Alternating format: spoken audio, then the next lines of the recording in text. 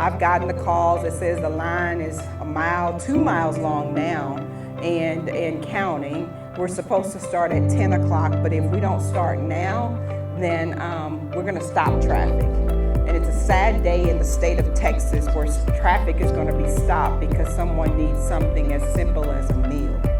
But it's a great day in the state of Texas because we are here right now to provide them with exactly what they say they need.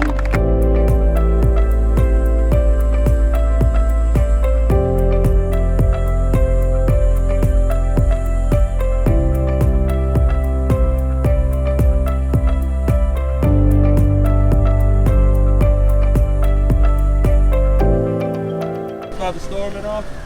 Yes, I was. Electricity and water as well. My water's still out. Still out? Yeah, and it's just been a major problem here in Dallas. But I'm thankful for Minnie's. I come out here once a month. Okay. They've been good. They've been helping people out ever since the pandemic and now the cold spell. So yeah, glad you guys out here. Happy blessing.